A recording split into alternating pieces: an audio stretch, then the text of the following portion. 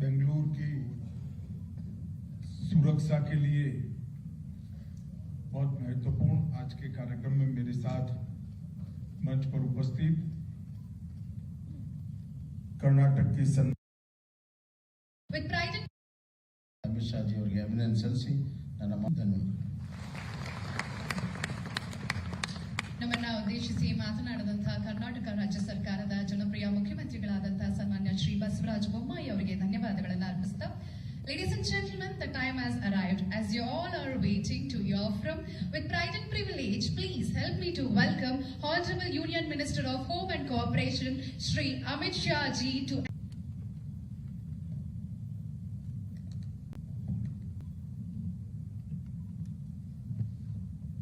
बेंगलुरु की सुरक्षा के लिए बहुत महत्वपूर्ण आज के कार्यक्रम में मेरे साथ मंच पर उपस्थित कर्नाटक के सम्माननीय मुख्यमंत्री श्रीमान बसवराज बोम्माई जी, गृह मंत्री कर्नाटक श्री अरगा ज्ञानेंद्र जी,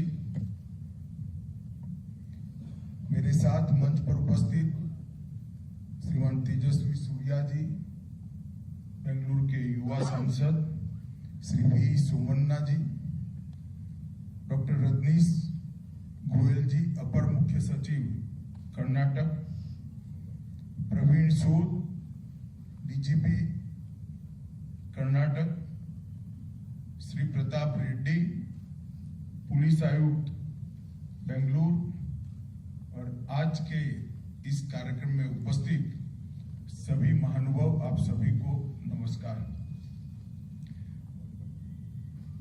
आज मैं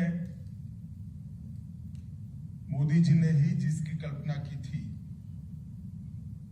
इस सेफ सिटी प्रोजेक्ट के बेंगलुरु के पहले चरण के लोकार्पण के लिए आज आप सबके सामने उपस्थित हुआ। मित्रों, कई बार सार्वजनिक जीवन में 12 साल का था तब से मैंने हूं, बहुत सारे लोगों को उद्घाटन करते हुए, लोकार्पण करते हुए मैंने देखा भी है, बहुत सारी चीजों का मैंने लोकार्पण भी किया है। कई साल तक विधायक रहा, सांसद रहा, राज्य सरकार में मंत्री रहा, केंद्र सरकार में मंत्री हूं। कार्यक्रम ऐसे हैं जो आपके साथ मन से जुड़े हुए होते हैं, आपकी इमोशन को टच करने वाले होते हैं, और वो कार्यक्रम हमेशा याद रखते हैं। ये कार्यक्रम भी ऐसा ही है, क्योंकि सेफ सिटी का प्रोजेक्ट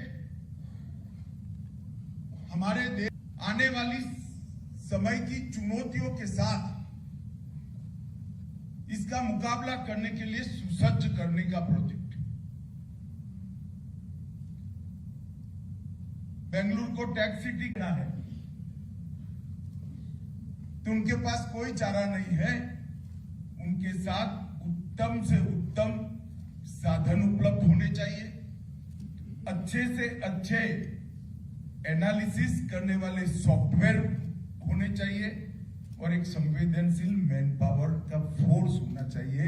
इसके बगैर बेंगलुरु जैसा शहर सेफ नहीं रह सकता है, लोगों की सेवा नहीं कर सकता है। और मुझे लगता है कि बेंगलुरु सिटी पुलिस अपने जन अनुकूल नागरिक केंद्रित दृष्टिकोण को जमीन पर उतारने के लिए और इसके लिए केंद्र सरकार ने 2480 करोड़ रुपया, लगभग 2500 करोड़ रुपया खर्च करने का निर्णय किया है। और वो 8 शहरों में से एक अपना बेंगलुरु भी है। कि प्रथम चरण के लिए 667 करोड़ रुपया खर्च हो चुका है, लगभग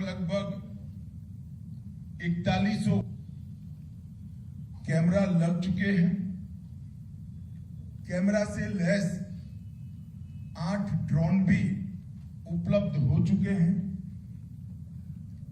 96 व्यूइंग सेंटर के साथ कमांड एंड कंट्रोल सेंटर, 30 सुरक्षा द्वीप तैयार किए गए हैं, जहां पर कोई भी पीड़ित पैनिक बटन दबाते ही कंट्रोल रूम से जुड़ जाएगा, वो उसको देख भी पाएगा, सुन भी पाएगा, असिस्ट भी कर पाएगा और पीसीआर वाहन कुछ ही मिनटों में इसके पास पहुंच जाएगा। इसके साथ साथ 4 मोबाइल फोरेंसिक वाहन भी अब काम कर रही है, जुड़ जाएगी। पूरे बेंगलुरु में 111 स्थानों पर महिला हेल्प डेस्क की व्यवस्था हो जाएगी। इसके साथ ही रानी चेन्नम्मा टीमों की तैनाती की गई है और ये आपके सीपी जो है वो कुछ उधार नहीं रखते। मैं प्रेजेंटेशन देख रहा था, मैंने उनको कहा कि भाई फोर्स तो बना ली मगर ट्रेनिंग का क्या। तुरंत लिंक में गए और शारीरिक ट्रेनिंग भी बता दी और उनको संवेदनशील बनाने की भी ट्रेनिंग का मुझे हिस्सा बता दिया। तो मुझे बहुत आनंद है, क्योंकि कितना भी फिट पुलिस बहन न हो, कितनी भी फिट पुलिस टीम क्यों न हो, मगर संवेदनशीलता नहीं है तो वो लोगों की सेवा कभी नहीं कर सकते हैं, क्योंकि सेवा करने का भाव संवेदनशीलता से ही उत्पन्न होता है। और बेंगलुरु पुलिस ने एक काम भी किया है। 224 4 व्हीलर, 448 2 व्हीलर और ये सारों को इंटीग्रेट कर कमांड सेंटर के साथ जोड़ने का काम आज समाप्त हो चुका है। मैंने उनको पूछा कि भाई तो आप देखते रहेंगे, आगे क्या? तो ढेर सारे एनालिसिस करने वाले सॉफ्टवेयर को भी इसके अंदर जोड़ा गया है। मैंने 2-4 क्वेरियां भी की, सारी क्वेरी को उन्होंने मुझे वहीं पर बता दिया कि किस तरह से फर्जी नंबर प्लेट है तो भी आइडेंटिफाई हो जाएगा, किस तरह से गुनहगार है तो भी आइडेंटिफाई हो जाएगा, और किस तरह से अलग प्रकार का चोरी का व्हीकल है, चोरी किया हुआ व्हीकल है, वो भी आइडेंटिफाई हो जाएगा और उसको पकड़ने की पूरी व्यवस्था है। ढेर सारी सुविधाओं को एक साथ जोड़कर ये integrated command and control station बनाया गया है, सेंटर बनाया गया है। और आज इसके साथ साथ 112 नए होइसला वाहनों को भी जोड़ा गया। और अभी मुख्यमंत्री जी और मैं इसका लोकार्पण भी कर आए और 112 को बहुत अच्छे तरीके से मोदी जी की जो कल्पना है, इसको जमीन पर उतारने वाले राज्यों में से कर्नाटक एक राज्य है। लगभग 31 जिले कमांड केंद्र के साथ 112 के साथ जुड़ गए। तो बहुत बड़ी उपलब्धि। मैं राज्य के मुख्यमंत्री बसवराज जी, राज्य के गृह मंत्री ज्ञानेंद्र जी और राज्य के डीजीपी महोदय को बहुत बहुत बधाई और अभिनंदन देना चाहता हूं। योजना एक आगर पर बनना, पिसमिल इसका इम्प्लीमेंटेशन होना और कोऑर्डिनेशन के बगैर सारी योजनाएं धुल में मिल जाना हमारे देश में कोई नई बात नहीं है। ऑप्टिमम यूटिलाइजेशन, फंड का ऑप्टिमम यूटिलाइजेशन, एक साथ टुकड़ों में नहीं, होलिस्टिक अप्रोच के साथ इसका इम्प्लीमेंटेशन और उसके रख रखाव की, मेंटेनेंस की एक कर योजना को लॉन्च करना, ये बहुत बड़ी बात है। और आज बेंगलुरु पुलिस ने, कर्नाटक पुलिस ने ये तीनों चीजों को कर सेफ सिटी प्रोजेक्ट को लॉन्च करने का काम किया। मित्रों, मैं यहां आया हूं तब इस देश के सारे पुलिस के अंदर अपनी सेवा दे रहे सारे कर्मचारी अधिकारियों को मैं एक बात कहना चाहता हूं कि लखनऊ में हमारा वार्षिक डीजीपी कॉन्फ्रेंस था। उसमें प्रधानमंत्री मोदी जी ने एक पुलिस टेक्नोलॉजी मिशन की स्थापना की। ये पुलिस टेक्नोलॉजी मिशन आने वाले 20 साल तक टेक्नोलॉजी की दृष्टि से किस किस प्रकार की चुनौतियां आएगी, वो सारी चुनौतियों का अभ्यास कर अभी से पुलिस को अच्छी टेक्नोलॉजी से लैस करने का काम करेगा। अभी तो करेगा ही करेगा, परंतु इसका 20 साल का एक रोडमैप तैयार किया जाएगा। उसका 5-5 साल के 4 और रोडमैप तैयार हो गए और ईयरली इसका मॉनिटरिंग होगा। और ये सारी व्यवस्था के आधार पर पुलिस टेक्नोलॉजी से लैस हो, टेक्नोलॉजी को समझे, उसको उपयोग में लाए, पुलिस कर्मियों को टेक्नोलॉजी से प्रशिक्षित करे, क्राइम को रोकने के लिए टेक्नोलॉजी की एप्लीकेशन को जमीन पर उतारे, नागरिकों को न्याय दिलाने के अंदर टेक्नोलॉजी का उपयोग हो और अपराधियों को सजा दिलाने के प्रतिशत के अंदर बहुत बड़ी वृद्धि की जाए। एक होलिस्टिक अप्रोच के साथ समग्रता से इसका विचार कर ये पुलिस टेक्नोलॉजी मिशन आज काम कर रहा है। मैं बहुत विश्वास के साथ कह रहा हूं कि प्रधानमंत्री जी ने ये इनिशिएटिव जो लिया है, जब भारत की आजादी की शताब्दी होगी 2037 में, इस देश का पुलिसिंग विश्व का सबसे श्रेष्ठ पुलिसिंग होगा। इसमें कोई और बहुत बड़ी उपलब्धि है मित्रों। पुलिस के सामने अनेक प्रकार की चुनौतियां हैं और बेंगलोर जैसे शहर में तो ढेर सारी चुनौतियां होती हैं। इसलिए रीच के साथ स्पीड को भी मेंटेन करना होता है। अगर आपकी पहुंच, आपकी रीच भी नहीं है तो भी पुलिसिंग फेल हो जाएगा और स्पीड भी नहीं है तो भी पुलिसिंग फेल हो जाएगा। आपकी रीच और स्पीड दोनों को मेंटेन करना है तो टेक्नोलॉजी के अलावे हमारे पास कोई उपाय नहीं। चुनौतियां अनेक प्रकार की हैं। कुछ शहर की होती है, कुछ राज्य की होती है, कुछ क्षेत्र की होती है, कुछ राष्ट्रीय स्तर पर होती है और कुछ अंतर्राष्ट्रीय स्तर पर की चुनौतियों को भी सामना करना। क्योंकि आज सोशल मीडिया की गति कोई नहीं रोक सकता।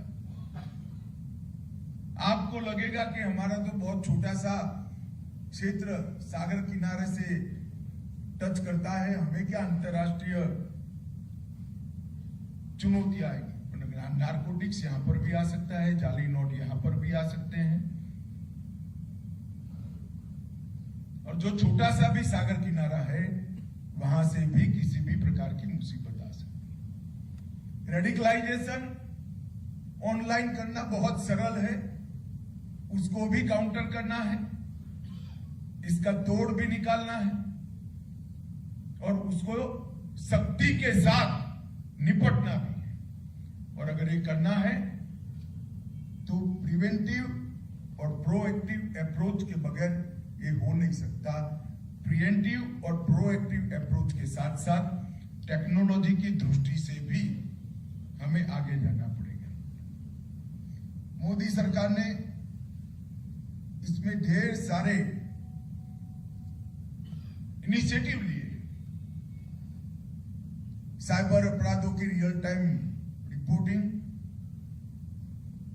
फॉरेंसिक प्रयोगशालाओं का राष्ट्रीय नेटवर्क, एफएसएल यूनिवर्सिटी में पढ़े हुए फॉरेंसिक साइंस के ज्ञाता विद्यार्थियों की फौज खड़ी करना,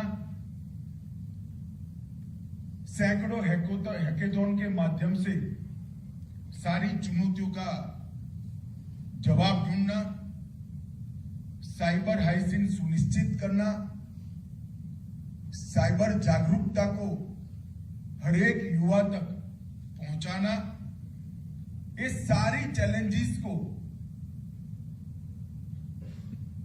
इसका जवाब ढूंढने के लिए 2017 में केंद्र सरकार के इनिशिएटिव से एक साइबर और सूचना सुरक्षा प्रभाग बना गया, CIS के नाम से ये प्रभाग आज काम कर रहा है।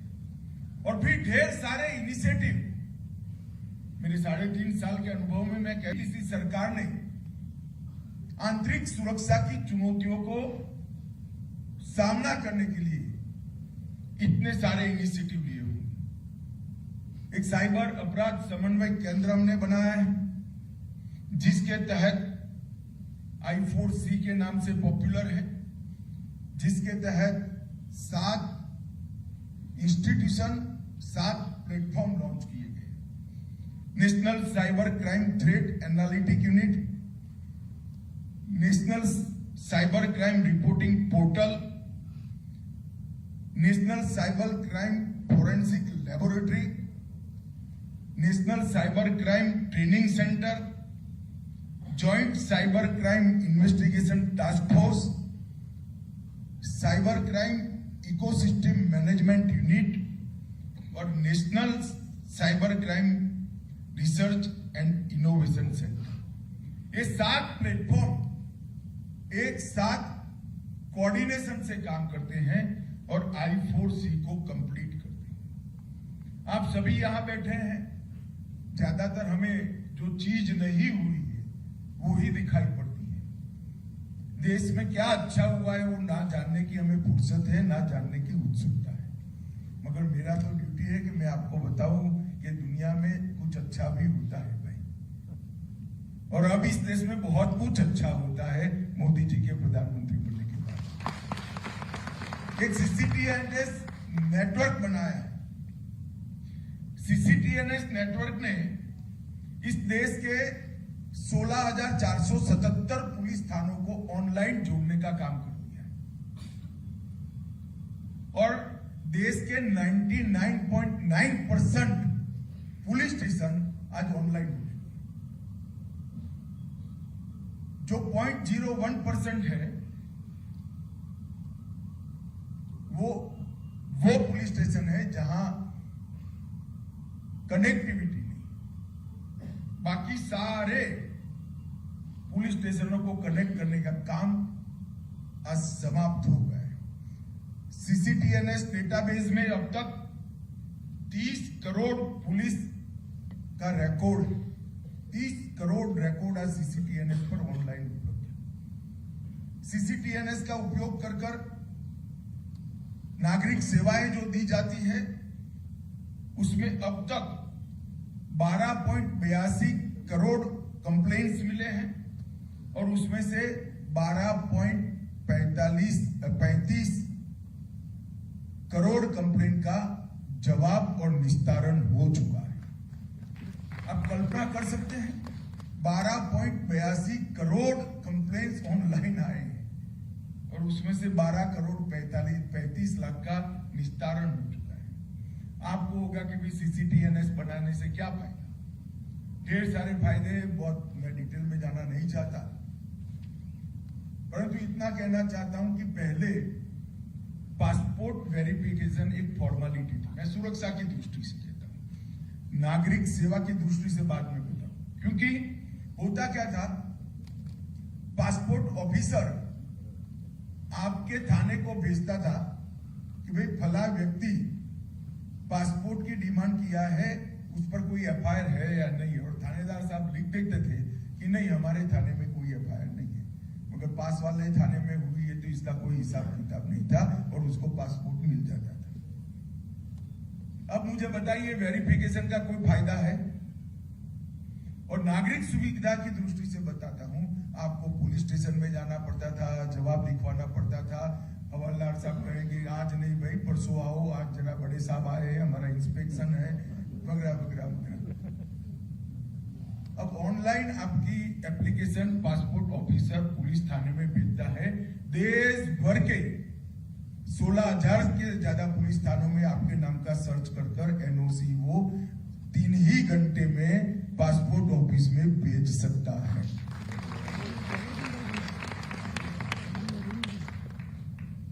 अब आपको अगर कोई गाड़ी खरीदनी है तो सेकेंड हैंड गाड़ी बेचने वाले डीलर के पास गए और चोरी की गाड़ी आपको पकड़ा दी, तो देखिए साहब क्या सामत आती है आपकी। जब पकड़ी जाएगी चोरी तो चोर को पूछेंगे कहां बेची थी, फिर डीलर के पास, डीलर को पूछेंगे कहां बेची थी, तो फिर आपके पास, और आपको कहेंगे चोरी का माल खरीदने का आप पर गुनाह हुआ है। होता है या नहीं होता है?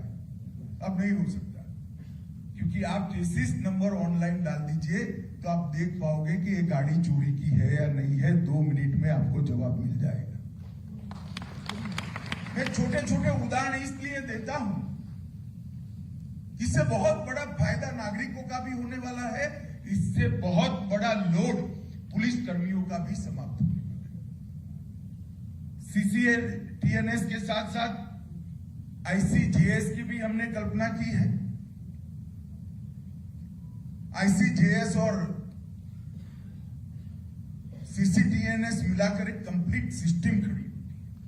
अब ये प्रोसेस में तो कई लोगों को लगेगा कि कब दिखाई पड़ेगा। मैं आपको बताता हूं 2024 के पहले आपको इसका पूरा फायदा मिलने वाला है। Inter operable criminal justice system जो है, इसके अंदर ई पुलिस, ई कोर्ट, ई जेल, ई फॉरेंसिक और ई प्रोसिक्यूशन, ये सारा का सारा समाहित है और उसका भी इंप्लीमेंटेशन शुरू हो गया है। आपका कोई केस है तो कब डेट है, कितनी गवाही हो गई, लॉयर साहब सच बताए झूठ बताए भरोसा मत करिएगा। आईसीजीएस में चले जाइए, ऑनलाइन आपको दिखाई पड़ेगा। ये बहुत बड़ी उपलब्धि। लॉयर साहब खफा ना हो जाए, कोई बैठे हो, बहुत बड़ी उपलब्धि होने वाली, और इसका इंप्लीमेंटेशन भी बहुत स्पीड से लागू हो गया है। ई फॉरेंसिक एप्लीकेशन देश की 117 फॉरेंसिक लैब में लागू हो गया है। 1300 जेल ई जेल के साथ जुड़ चुके हैं। ई प्रोसिक्यूशन 751 जिले में इसका ट्रायल शुरू हो चुका है। ट्रायल सक्सेस होते ही ये 751 जिले की कनेक्टिविटी का काम पूरा कर लिया गया है और शेष 153 जिले हैं जो ज्यादातर नॉर्थ ईस्ट के हैं, इसका काम 20 दिसंबर के पहले हम समाप्त। तो सीसीटीएनएस और inter operable criminal justice system, ये दोनों को इकट्ठा करते हैं तो कंप्लीट ई सर्विस नागरिकों को आंतरिक सुरक्षा के क्षेत्र में, पुलिस की सेवाओं के क्षेत्र में आपको मिल सके। अब आईसीजीएस का दूसरा चरण भी शुरू हो गया है। आईसीजीएस को मजबूत करने के लिए data exchange, single point data entry, security, online और पेपरलेस इंफॉर्मेशन का आदान प्रदान, ये दूसरे चरण में होगा, जिसके पीछे सरकार 3500 करोड़ रुपया खर्च करने वाली है, 3500 करोड़। और एक बहुत बड़ी उपलब्धि है मित्र। अभी तो ये सिस्टम आइसोलेशन में काम कर रही है, जब इसका एक्सचेंज शुरू होगा तो इसकी सेवा करने की क्षमता अनेक गुना बढ़ जाएगी। एक नफीस कर फिंगरप्रिंट प्रणाली हमने बनाई। देश भर में अब जितने फिंगरप्रिंट लिए जाते हैं अपराधियों के, वो सारे नेशनल क्राइम रिकॉर्ड ब्यूरो के अंदर स्टोर हो जाते हैं। लगभग अब तक 1 करोड़ से ज्यादा रिकॉर्ड उपलब्ध हो गया है। मैं आपको छोटे से उदाहरण से नफीस की उपयोगिता समझाऊंगा। मानो किसी कि घर में बेंगलुरु में चोरी हो गई, एफएसएल वाले आए, फिंगरप्रिंट लिया।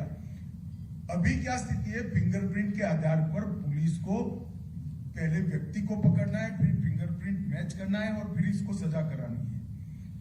अगर ये फिंगरप्रिंट मिल गई, वो नफीस में डाल देगा अपने थाने से, 30 सेकंड के अंदर ये फिंगरप्रिंट किसकी है।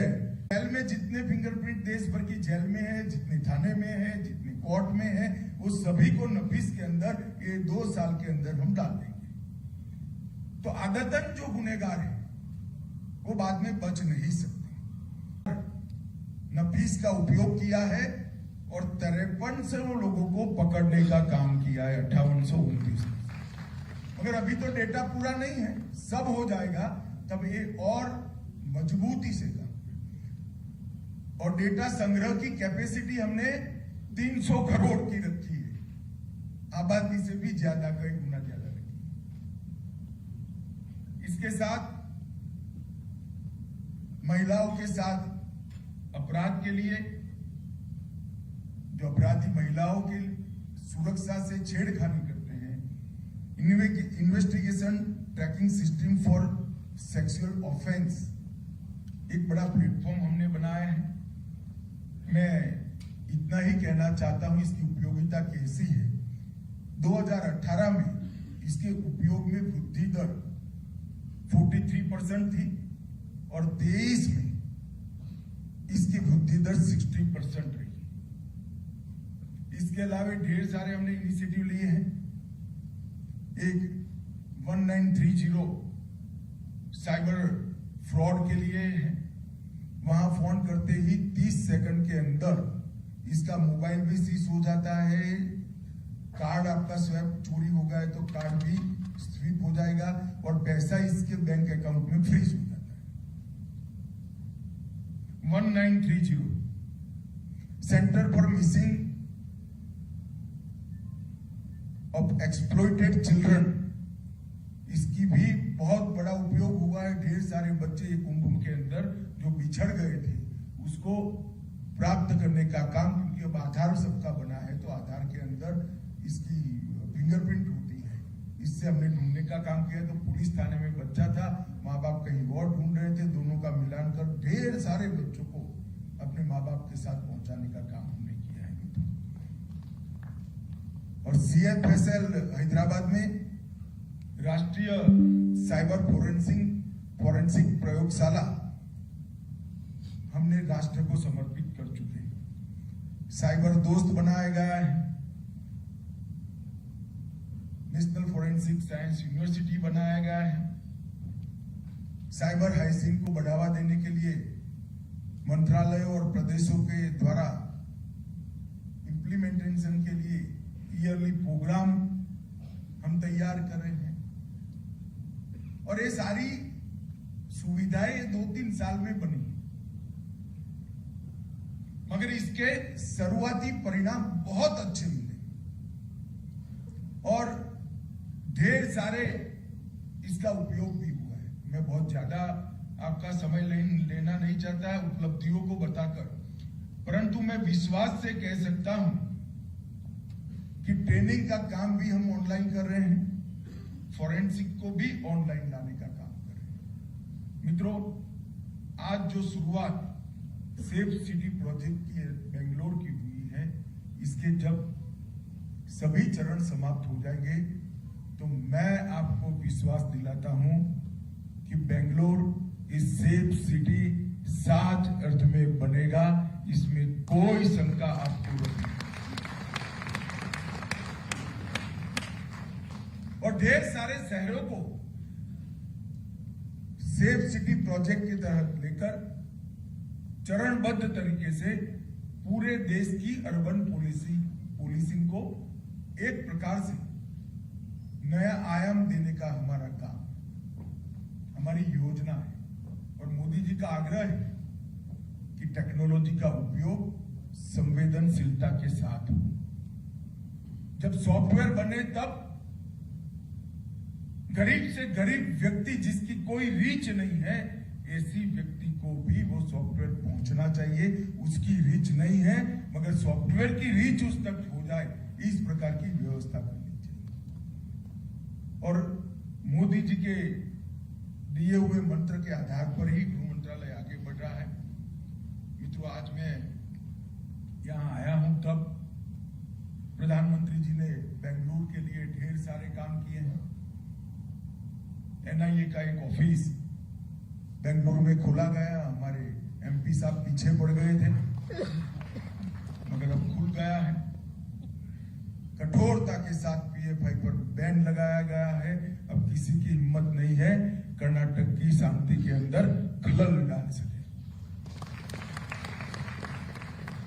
बेंगलुरु मेट्रो में ढेर सारी प्रगति हुई है, लगभग 56 किलोमीटर तक पहुंच गई है और अगले साल तक 100 किलोमीटर तक पहुंच जाएगी। और अब तक 13,000 करोड़ रुपए इस पर खर्च हो चुका है।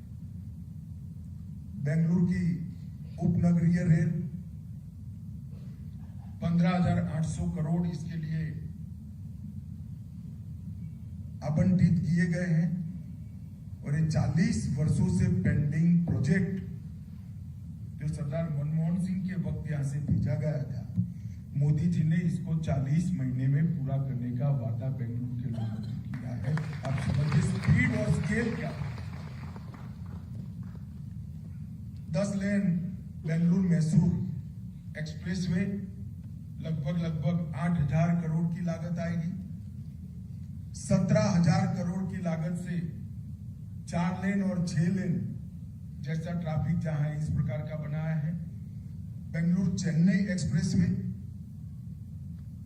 31,000 करोड़ की लागत से Bengaluru Hyderabad expressway, Bengaluru Chennai Mysore high speed rail corridor और 2,000 करोड़ की लागत से बेंगलुरु उत्तर ग्रामीण और मांड्या में नेशनल हाईवे 275 NH का निर्माण। इसके साथ साथ जो फायदा बेंगलुरु को अलग अलग नीतियों का हुआ है वो भी मैं जरूर बताना चाहूंगा। 100 से अधिक यूनिकॉर्न स्टार्टअप हमारे पास है, इसमें से 40 अकेले बेंगलुरु में। आप कल्पना कर सकते हैं $1 अरब से ज्यादा ये 40 स्टार्टअप की संपत्ति। अगर मोदी जी ने स्टार्टअप को बढ़ावा देने के लिए स्टार्टअप इंडिया पॉलिसी न लाए होते तो बच्चे करते अपने तरीके से, मगर शायद इतनी स्पीड से न बढ़ पाते। इसका सबसे बड़ा फायदा किसी को हुआ है तो बेंगलुरु में हुआ है, बेंगलुरु को हुआ है।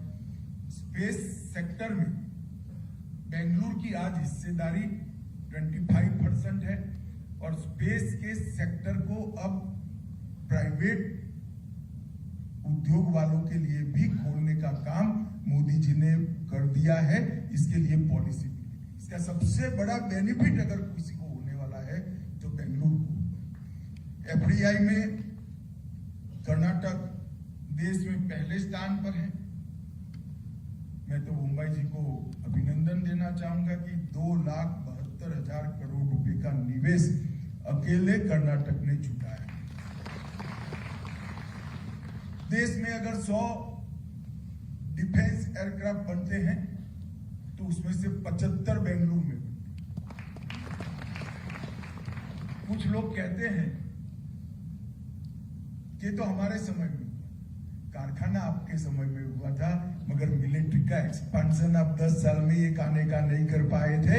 ये मोदी जी ने किया है और आत्मनिर्भर इस क्षेत्र में भारत को बनाने का काम प्रधानमंत्री जी ने किया। बेंगलुरु के पास तुमकुर में HAL का नया हेलीकॉप्टर का फैक्ट्री भी मोदी जी ने लोकार्पण किया। मैं तो सिर्फ बेंगलुरु की बात कर रहा हूं, कर्नाटक के लिए भी ढेर सारा करा है। आज एक बहुत बड़ी सौगात मोदी जी की मैं आप लोगों के लिए लेकर आया हूं। सेफ सिटी के पहले चरण का लोकार्पण हुआ है। मैं बेंगलुरु के सीपी और डीजीपी को बहुत बहुत बधाई देना चाहता हूं, क्योंकि ये पूरा प्रोजेक्ट मेक इन इंडिया है, 100% स्वदेशी है। इसमें फॉरेन की एक भी चीज का उपयोग नहीं। अच्छे से अच्छी टेक्नोलॉजी है और 100% स्वदेशी। ये दोनों चीजों का होना हमारा देश कितनी गति के साथ, कितनी स्पीड के साथ आगे बढ़ रहा है, इसका एक उदाहरण है। आज बेंगलुरु वासियों को भी बहुत बहुत शुभकामनाएं और बधाई देता हूं और इसके स्पीडी इंप्लीमेंटेशन के लिए मुख्यमंत्री जी और गृह मंत्री जी ने जो पेन लिया है, इसको मैं जानता हूं। जब भी हम फॉलो अप करते थे, दौड़ धूप तो होती थी मगर परिणाम भी मिलता था। अंततोगत्वा आज ये स्वप्न साकार होने जा रहा है। सभी को बहुत बहुत शुभकामनाएं। वंदे मातरम।